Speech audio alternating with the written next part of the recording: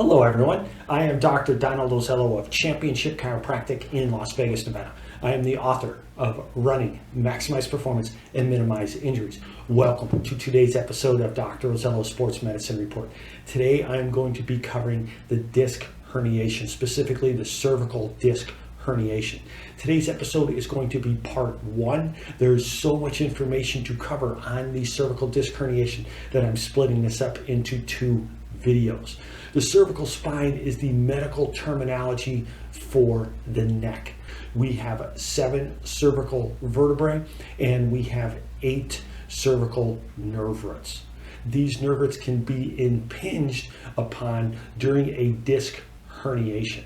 Now, like I said, we have 8 cervical nerve roots. The nerve roots C1 is at the very top and works its way down. C8 is at the very bottom part of the neck. So the nerve root C8 actually branches off the spinal cord and travels in between the vertebrae C7 and T1. T1 is for the thoracic spine. That's the medical terminology for the mid-back. If you think that you have suffered a disc herniation or you know you have suffered a disc herniation, please see a medical professional. As a doctor of chiropractic, I have treated disc herniations and disc bulges in my office, so I recommend that you see a doctor of chiropractic. This is the disclaimer part of the video, so please do not replace seeing this video as a medical visit. Please understand that watching this video does not take the place of visiting a medical professional. Please see a medical professional so you get a proper evaluation, proper diagnosis, and treatment. There's a couple definitions that I want to go over. First of all, a disc herniation versus a disc bulge. A disc herniation is when the center part of the disc, which is called the nucleus pulposus, when that has pushed through the outer part of the disc and places pressure on one of the nerves or on the spinal cord. A disc bulge is when the nucleus pulposus has pushed backwards, but it has not broken through the outer rings of the outer part of the disc, which is called the annulus fibrosus. So it is not broken through, but it pushes the annulus into either the spinal cord or into the nerve root. I'm going to go over the anatomy in just a few minutes so you'll understand that definition a little bit more, but I just want to get that out of the way. Also, you may hear the terminology a slipped disc. A slipped disc is not a medical terminology. I'm not quite sure how that nomenclature began, but a slipped disc can be a nickname for either a disc herniation or a disc bulge. Then also you might hear people say, I blew a disc in my back. Okay, when you hear someone say that, that can also mean a disc herniation or a disc bulge, but that again is not a medical terminology. So the two terms I'm going to use in this video are a disc herniation and a disc bulge. The disc herniation and the disc bulge can be acute injuries or they can be chronic injuries. An acute injury is something that happens all of a sudden from an impact. A chronic injury is something that builds up over time. When we speak about a chronic disc herniation or a disc bulge, in most cases the disc has become degenerated and desiccated and it causes that disc space to collapse. That pushes the annulus fibers, which is the outer portion of the disc, backwards, causing the compression or irritation on the spinal nerve root. Usually these symptoms sort of start insidiously and they gradually get worse. In most cases, the pain in a chronic disc herniation is not as severe as it is in an acute disc herniation. Now, it's still going to be severe, it's still going to be very intense, but because it sort of builds up gradually, it is not as intense or severe as it is in an acute injury. In an acute disc herniation, this usually occurs with some type of an impact. We're talking about sports. It can be any type of contact. We're talking about an auto accident. Anything like that can cause a disc herniation, cause the acute disc herniation. As I had mentioned before, the cervical spine is the medical terminology for the neck. The thoracic spine is the medical terminology for the mid-back, and the lumbar spine is the medical terminology for the low back. Obviously, what I'm going over today is a cervical disc herniation or a cervical disc bulge. In the cervical spine, we have 7 vertebrae and 8 cervical nerve roots.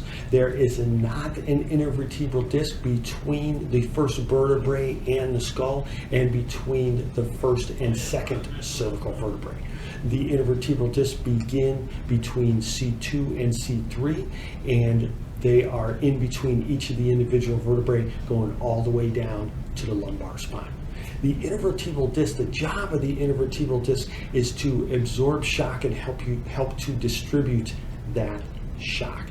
The intervertebral disc, like I mentioned before, has a center piece called the nucleus pulposus, and it has an outer piece called the annulus fibrosus. The nucleus pulposus, if you think of it like a jelly donut, it's just an easy way to picture of it. The nucleus pulposus, if it's a jelly donut, it's the jelly that's inside. And then obviously the annulus is the outer part of it. How the nervous system works is we obviously have the brain up here. Coming from the brain, we have the spinal cord. And then branching off in between each of the individual vertebrae are the spinal nerves. Like I mentioned before, the cervical spinal nerves branch off in between each of the vertebrae. They travel into the shoulder, all the way into the upper extremity. They transmit nerve signals from the brain, going down the spinal cord, off through the spinal nerves, down into the upper extremity, and the nerve signal comes right back, happens just like that. After branching off the spinal cord, the cervical nerve roots travel in between the vertebrae. The space that they travel in between is called a neural foramen. The neural foramen is narrower in the lower part of the cervical spine and wider in the upper part of the cervical spine. Let me say that again.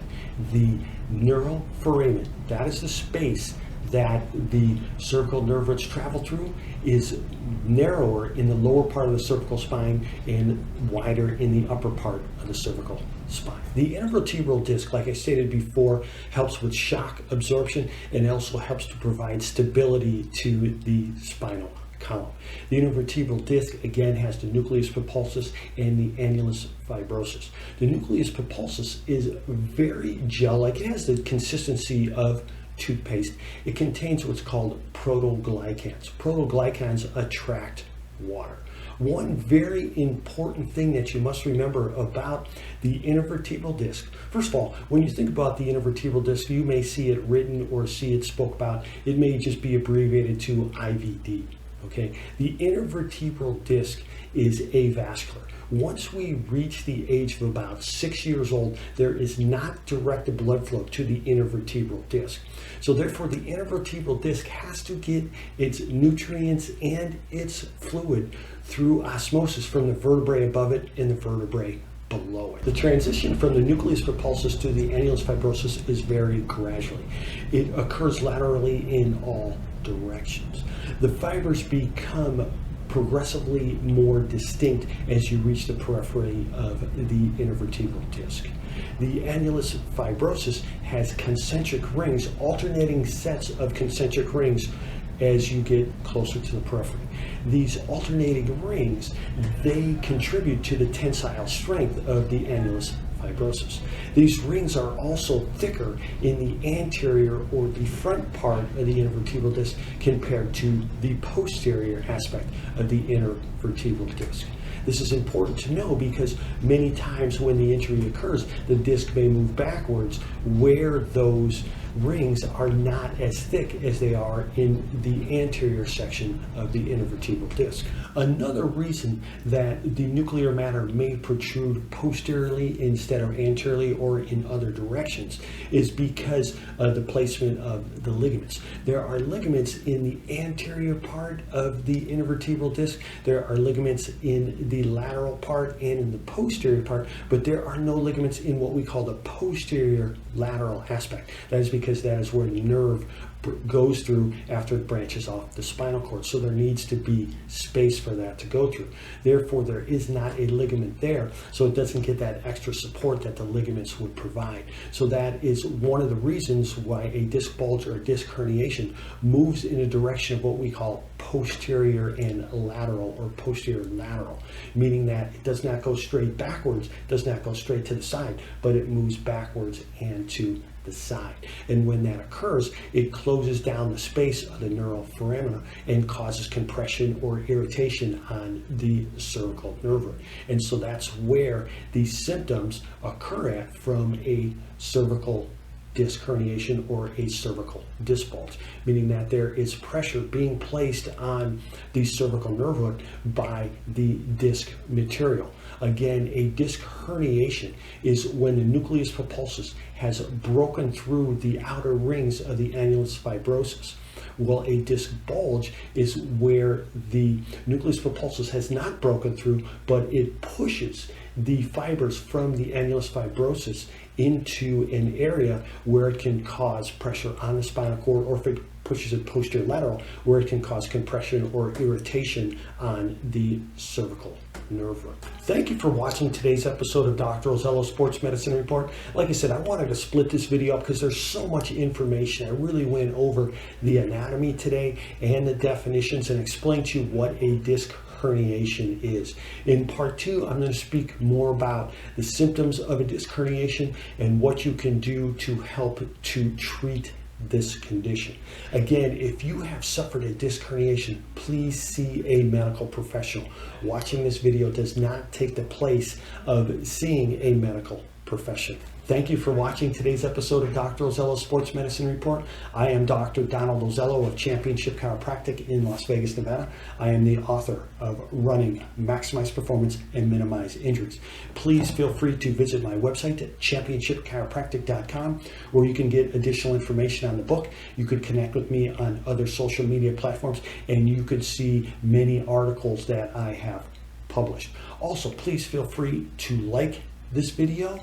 Please subscribe to my YouTube page, Dr. Donald A. Ozello, DC. If you have feedback, suggestions, or questions, please leave them in the comments section below. Thank you for watching today's video. I am Dr. Donald Ozello of Championship Chiropractic in Las Vegas, Nevada. And always, always, always remember, train hard, train smart, utilize nutritional strategies that work for you, stay injury-free, and accomplish your goals.